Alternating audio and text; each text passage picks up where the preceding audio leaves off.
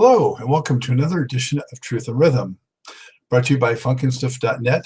This is the interview show that gets deep into the pocket with contemporary music's foremost masters of the groove. Available in video format at funkinstuff.net and on YouTube, Truth and Rhythm can also be enjoyed on the go in its audio podcast version from funkinstuff.net, iTunes, and most leading providers. I'm your host, Scott Dr. GX Goldfine, musicologist and author of Everything is on the One, the First Guide to Funk. If you don't have your copy, get on over to Amazon and grab it. What are you waiting for? Whether you're watching or listening, as always, I thank you very much for your continued interest and support. This episode's guest is none other than Larry Dodson, who, until hanging up the microphone and retiring this past December, had since 1971 served as the lead singer of the Bar-Kays. For almost a half century, his gritty and gutsy vocals were one of the most distinctive elements of this fiercely funky band, which enjoyed uncommon longevity with a string of 16 U.S. top 20 R&B singles with Mercury Records between 1976 and 1989. The Memphis, Tennessee-based group also had two prior U.S. top 10 R&B hits with Stax Records dating back to 1967. Dodson was among those brought in to help the Bar-Kays carry onward after all but two members of the group perished in the December 1967 plane crash that also claimed to life of soul singer Otis Redding. The Bar-Kays' mid-1970s to late 1980s run included 7 U.S. top 10 R&B albums, plus another 5 that made the top 40. Among the Dancefloor gems contained on those records were Shake Your Rump to the Funk, which was a song in 1976 that introduced me to a lifetime of Bar-Kays grooving. Too Hot to Stop, Let's Have Some Fun, Holy Ghost, which was maybe their hardest sounding track ever, I'll Dance, Move Your Boogie Body, Hit and Run, Traffic Jammer, Freakshow on the Dance Floor, Sex O Matic, Your Place or Mine, and Certified True. Although it was mostly the up-tempo material that charted, they also delivered many memorable mid-tempo numbers and ballads, including Attitudes, Anticipation, Running In and Out of My Life, and one of my all-time favorites, You Can't Run Away. Even years later, the Bar-Kays unleashed one of the strongest funk albums of the 1990s called 48 Hours, which contained the tremendous closing track Master. As recent as 2012, the Bar-Kays notched yet another hit with Grown Folks. Along the journey, the band gained new fans and renewed momentum by having songs prominently placed in hit movies such as Spies Like Us in the 1980s with Soul Finger and Superbad in 2007 with Too Hot to Stop. That speaks a lot to the ability of the Bar-Kays' knack for keeping up and changing with the times. Heavily influenced through the years by contemporaries like the Ohio Players, Earth, Wind & Fire, Rick James, and Prince, they were not always the most original or groundbreaking band, but they were the model of consistency with just enough of their own flavor to make it unmistakably the Bar-Kays. And exceedingly important, they never ceased bringing the real, down and dirty, authentic funk. Dodson has spent the better part of the past year on a retirement tour with the band as they searched for and named his successor. Throughout his entire amazing career, there have been 2 critical constants: Dodson's wife of all 47 of those years, and bandmate, bass player, and brother in funk, James Alexander. Thanks to Dodson's son, Larry Jr., I was able to catch up with the legendary singer at his Memphis home, and on his birthday, no less, which actually was just one day after my own. I found that he still has plenty to keep him busy. He shares stories of his colorful career, including how he was mentored by producer Alan Jones, how George Clinton helped the group get ahead, and what went into many of those unforgettable hit songs. So here, in a 2-part series, is my special conversation with the one, the only, Larry Dodson. You know, Larry, I always thought of the band as being sort of chameleon-like, you know, as I was following the whole scene from, you know, that period. And you guys always seem to have your finger on the pulse of like the sounds that were current and were hitting at the time. So did you pay much attention to what the other bands were doing, and how did you guys kind of keep adapting your sound that way? We trust me, during that time, all the self-contained bands took a little from each other. we took we took titles from each other. We we took a little bit of melodies from each other. I can't say if that was good or bad or not, but we took a little things from each other.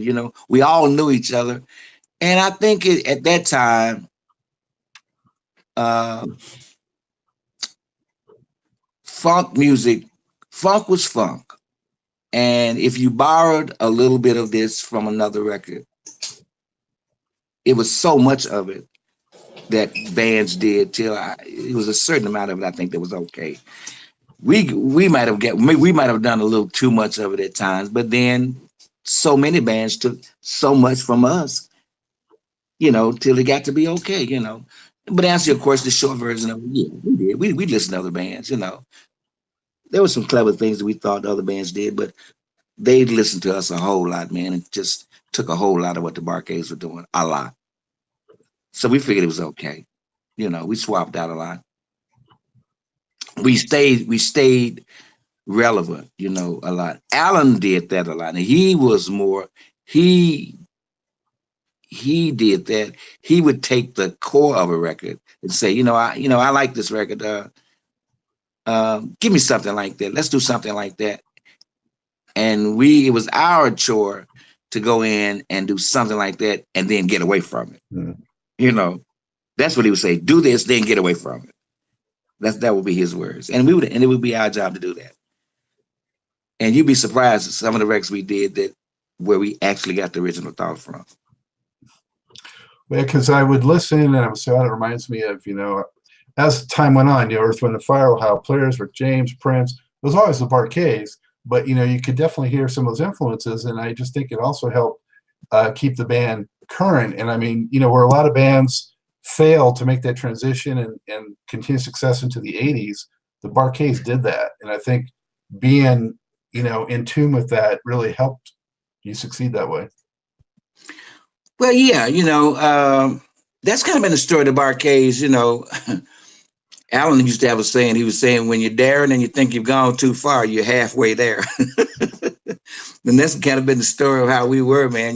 Whenever we did something, whether it was when we got a little too outlandish on our clothes, we would notice that the other bands would start to do stuff, and we would color our hair. Our hair was white or it was yellow, or we would start to use fire and smoke on stage. They did. The only thing they didn't do, they didn't use a snake. Or when we would start to get a little too close to certain other songs, other bands felt that they wouldn't go as close as we would, and consequently, we would have hit after hit after hit after hit after hit, and they would have, I guess, their pride or whatever, but they wouldn't have the hits, and they would be working for $5,000 a night, and we'd be working for $50,000 a night. So, I understood it, but we were the Barcades. We were quite satisfied in who we were. We know we wasn't giving up anything.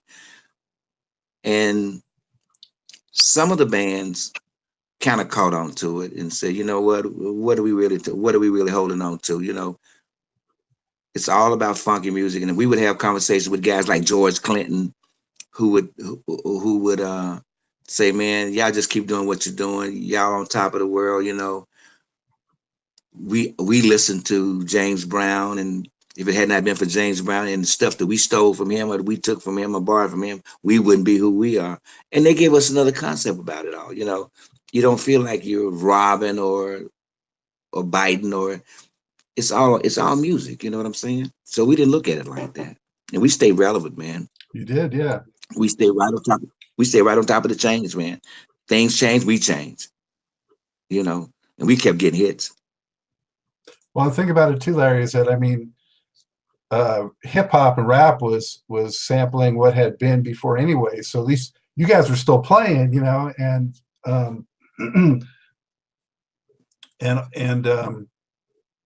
also a lot of those other groups that didn't succeed so well in the 80s, they didn't keep it hard like you guys did. I mean, into your releases in later in the '80s when you kept having hits with like Certified True and you know, that stuff, you were still bringing the funk.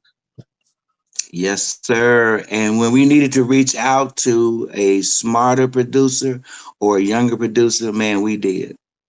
We did. We didn't have any inhibitions about doing that. I went to speaking of Certified True, I went to Detroit to do that record, to get that record. Um,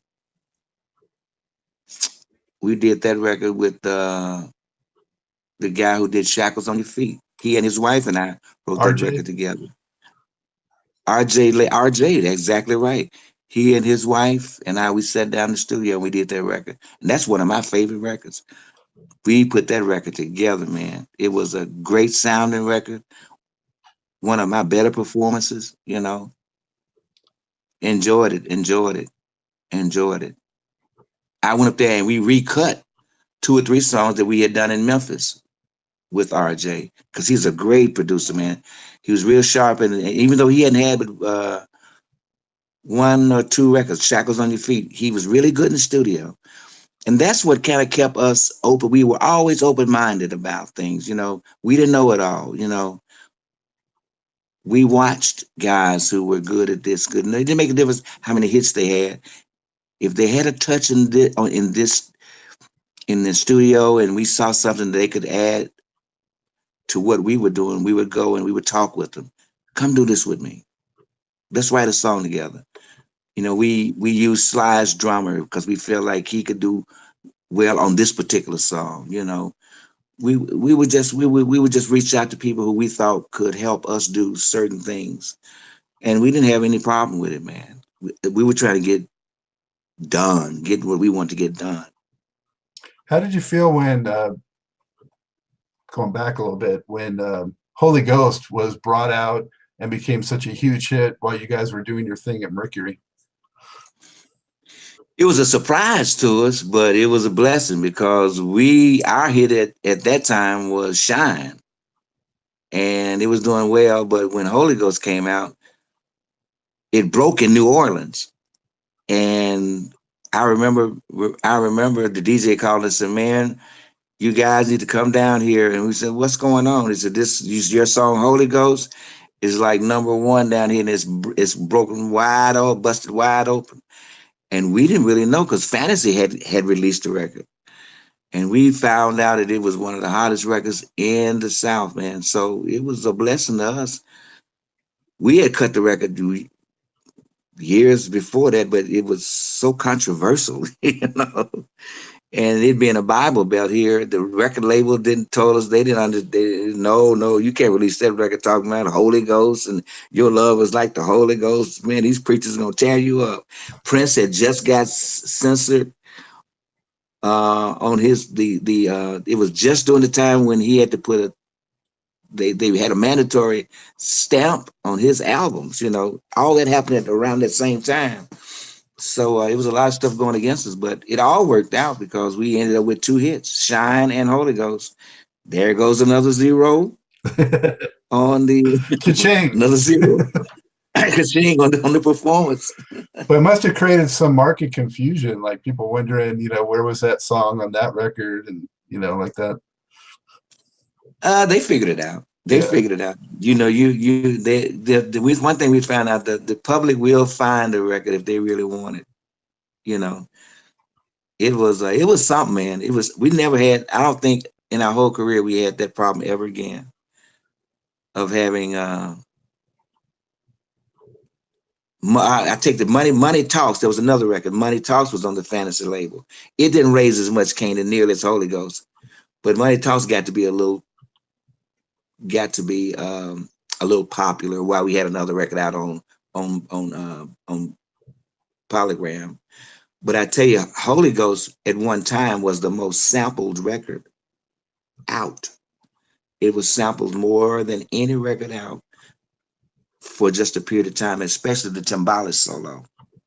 Did you guys get? Did the deserving parties get their royalties on that?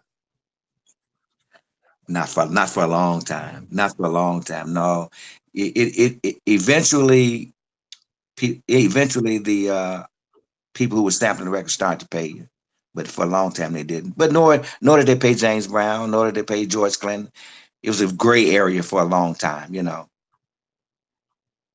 But eventually it started to pay you though. Yeah. Lean back a little, Larry. Yeah. Lean back. Yeah. Yeah. Yeah. Eventually they started to pay you. Yeah.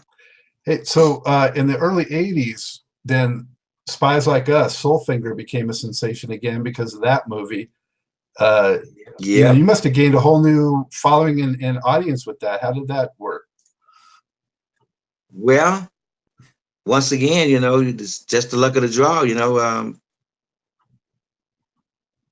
record ended up in the right place.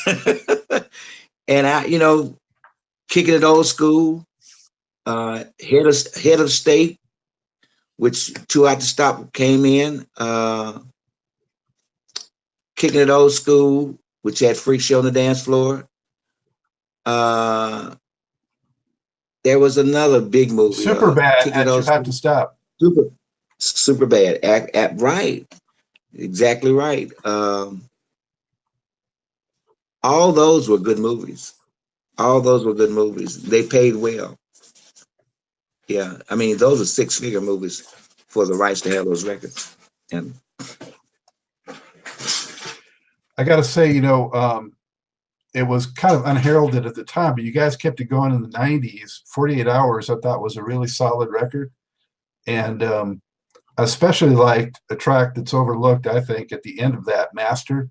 That was like a real throwback to the hard bar case funk on that one. But you had great stuff throughout that.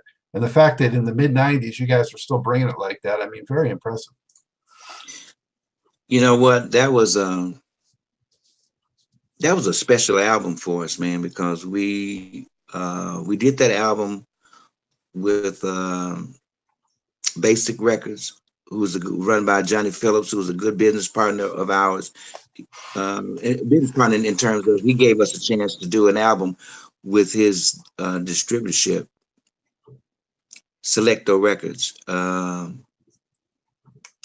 We enjoyed doing the record for him. He was a straight shooter, believed in the barcades, was very fair with us. The album didn't have a great deal of success, but it was a good, as you said, it was a solid album, man. It was a solid album. I penned Master, and that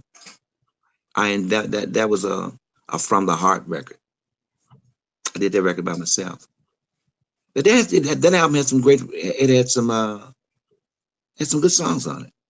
And I see you've done your homework too, haven't you? Like I said, I'm a fan. I see, partner. You digging deep. Yeah. So, You digging deep. did you ever get any pressure, Larry, to break off and do something solo? So many of the lead singers of those groups back then, whether it's Jeffrey Osborne, whoever, they would. And I heard from a lot of the artists that the labels would often sort of try to pry them away and get them to do solo work. Did you run into any of that? There were people who always wondered why I never did that. But I'm sorry. There were people who always wondered why I didn't do that. But my answer was I never had a desire to do that. I always had another mountain to climb with the barcades. There were so many things we wanted to do. I always wanted to do another album that was better than the last one. I'm a team player. My partner and I, James Alexander, were just joined to the hip, man. It's kind of like Jimmy Jam, Terry Lewis, LA and Babyface. We were like that. I wasn't that kind of guy who just wanted to run off and do something on my own, It just wasn't anything I desired to do, I could have, but I never just desired to do that. How would you describe James and your I mean, you started to describe it a little bit, but a little bit deeper. How would you describe James and the special bond and relationship you two have?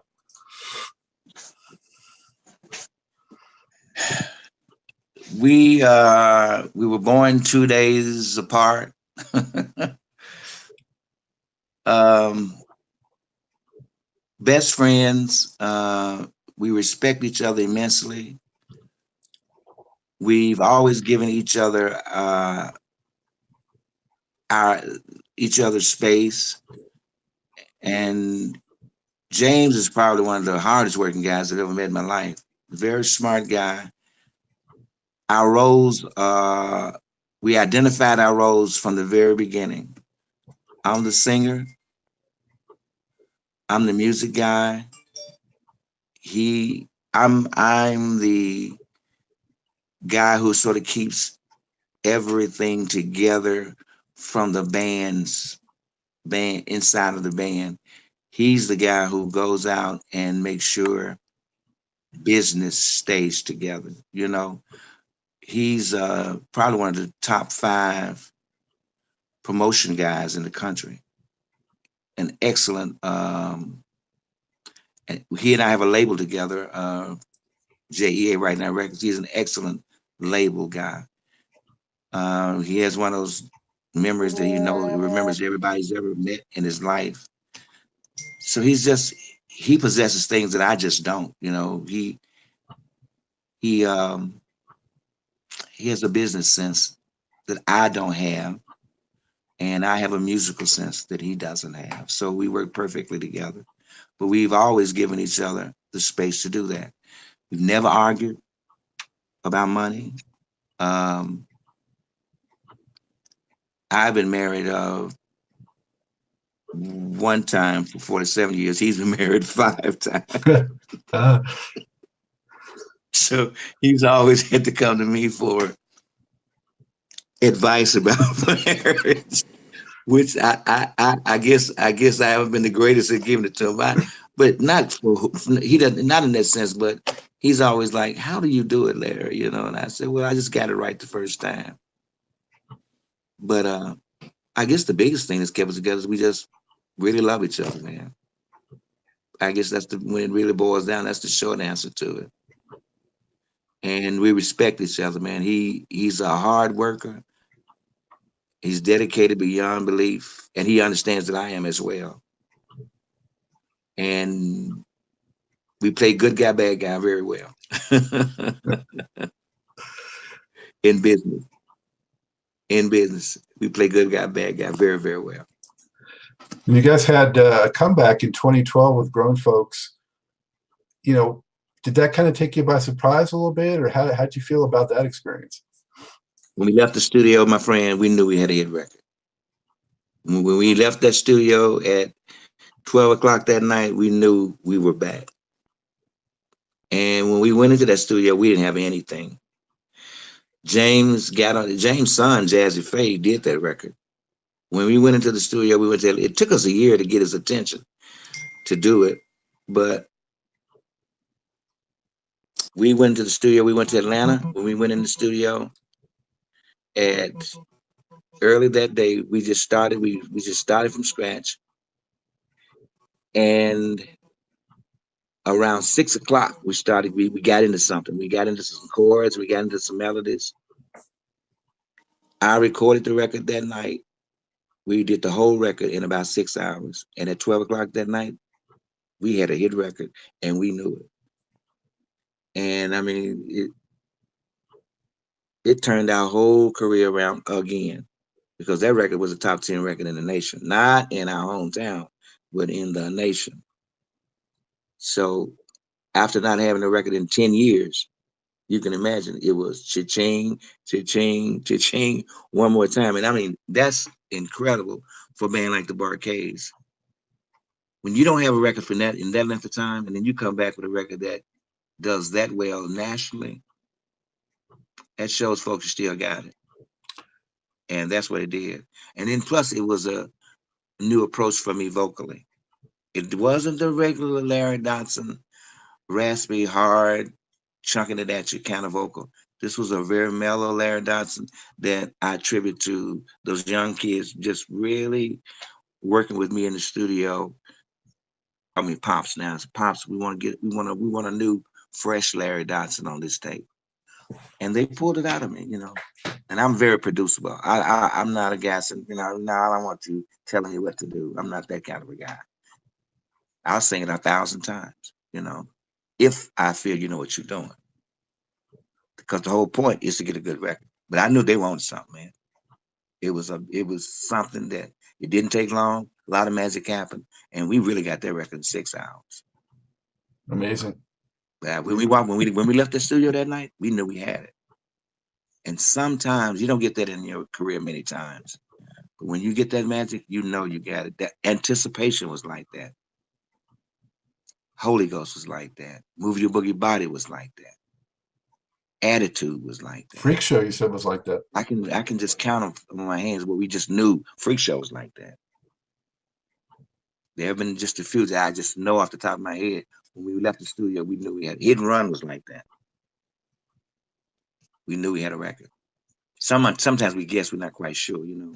We have to kind of wait till the people get it and see what they do. But sometimes, you know, you've hit some magic. So what was the farewell tour like? You know, how emotional was that for you? And did it go as you kind of hoped it would? Emotionally, the cities made it much easier for me because the tour was so good and the cities were so energetic and they understood what I was doing. It wasn't sad at all. And I told them city by city, I really appreciate you guys understanding what Uncle Larry's doing, man. You know, I'm not leaving you guys. I'm going to be here, but you know, my time is up, you know, and I don't know how to explain it, but every city I went to, you know, it wasn't, oh, woo, woo, woo. It wasn't that. It was just cheering every night. And they made it very pleasant and easy for me to pull the curtain down, so to speak. Uh, and, you know, as far as the tour itself it was just something we needed to do, you know, just for me to say goodbye, you know. But it wasn't sad at all, man. It was very cool. You really want to know the truth. It was very cool. I was just really glad that the people took the attitude that they did, and they didn't make it hard for me, you know. What was the last song that you did? Anticipation. Uh, No. Freakshow. okay. Freakshow. Absolutely. I left on Freakshow.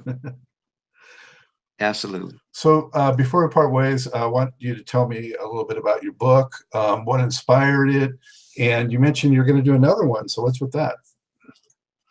Okay, so the book is called And the Band Plays On. It took me about 2.5 years to do it, only because I started and stopped. I was touring, and I'm not an author that has done books before, so it was very new for me.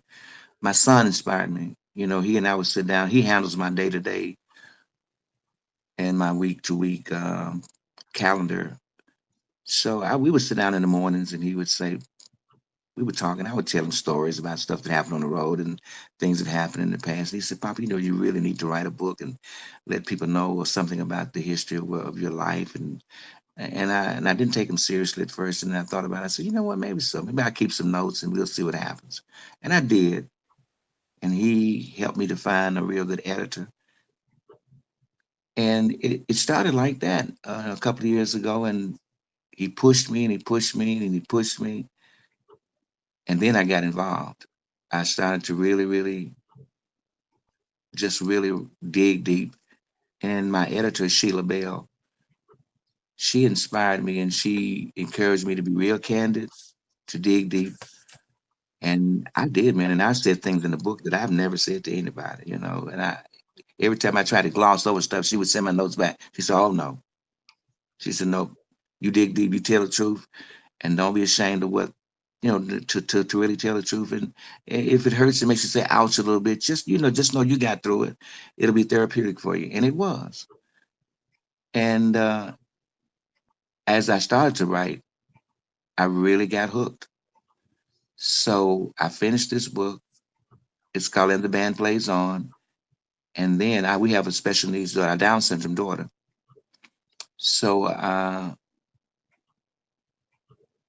my wife, I started on the next book, which is called Keep Looking Up When It's Downs. And it's all about the journey of my wife and I raising my daughter. Her name is Precious, and she's a success story. She's been able to take care of herself and get in the workforce. So again, it was a therapeutic. It is very therapeutic for us to write about it, and it's going to be therapeutic for parents to pick this book up, read it, and understand that having a Down syndrome child is not a death sentence. Because when they read our book, they're going to understand that our journey has been one that has been that of rewarding and challenging, but it is a light at the end of the tunnel. And you don't have to put your kid in the room, back room, and it's gonna be just so therapeutic. But I had to have my wife to help me write it because she has been the glue with me. We've been married 47 years. And I also have two other titles I'm gonna write behind it. So now I'm an author. So I've already been accepted at Essence, the Tom Joyner Cruise for this year. And I'm enjoying writing, man. I'm enjoying writing. I really, really am.